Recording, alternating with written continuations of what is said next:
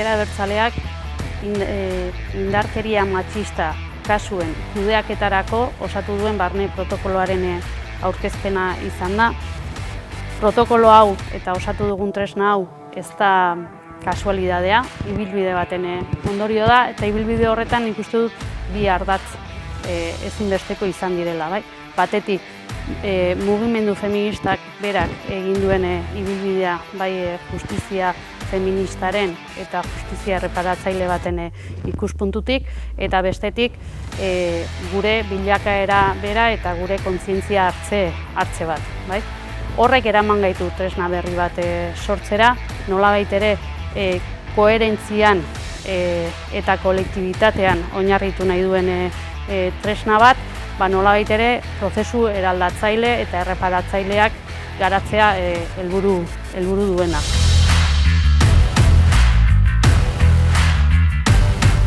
Nik igual hirugako aipatuko nituzke. Lehenengoa indarkeria matxista integraltasunan ulertzen duela, eta egunerokotasunean naturalizatu dauden bileretako erasoetatik, kasu larrien eta kasu guztiak barne biltzen dituela eta gainera kontutan hartzen ditu, testu inguruko elementu batzuk, maiztasuna iraupena edo bestelako elementu batzuk eta tartean egon daitezkeen bestelako botere harremanak ere, guzti hori hartu behar da kontutan eta barne biltzen du. Beste ekarpen oso garrantzitsua da ardura kolektiboarena, hiruki bat planteatzen da hiru erpinekin, eta erasoa jasan duen pertsona eta erasoa egin duen pertsona zain komunitate bat ere badagoela ulertzen da, komunitate baten baitan ematen da eta zuzenean horrela egiten du eta ardura ere kolektiboa izan behar du eta horretarako bitartekoak jartzen dira, egitura bat behar da eta baliabide humano, energetiko eta ekonomikoak hori bermatzen du.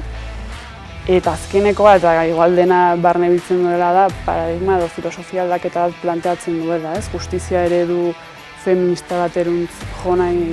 duen protokolo bat da, badakigu daukagun justizia eredu punitiboa eta patriarkala ez digula balio, askotan salaketa judizialek ez dutela ez mina erreparatzen, ez berrizarteratze bat bermatzen, eta hau beste bide berri bat ireitzeko apostu bat da. Protokolo honek zerbait ematen badu da, nire ustez ibilbide horri bat markatzen duela, norabide bat, eta ez bakarrik norabidea, baizik eta konkretuan ere sartzen dela, batzutan protokoloetan kasuistika pila bat daude, oso zaila da heltzea, oso zaila da justo konektatzea paperean jartzen duena errealitatearekin, eta nik uste errealitatera askoz jaitxiago dagoela igual lehen erabiltzen zen protokoloa baino, eta uste dut klabe batzuk ematen dituela. Eta bestela ere, azpimarratuko nuke nolabait, protokolo honek ematen duena dela bi klabe horiek, lehen aipatu direnak, klabe erreparatzailea eta klabe eraldatzailea. Hau da, kasu isolatu moduan ezin dugula ulertu ematen diren indarkeria matxista kasuak, gu ere horren parte garela, antolakundak ere horren parte direla eta gizartearen parte garen denean indarkeria matxistak estrukturalki ere guri ere eragiten digula.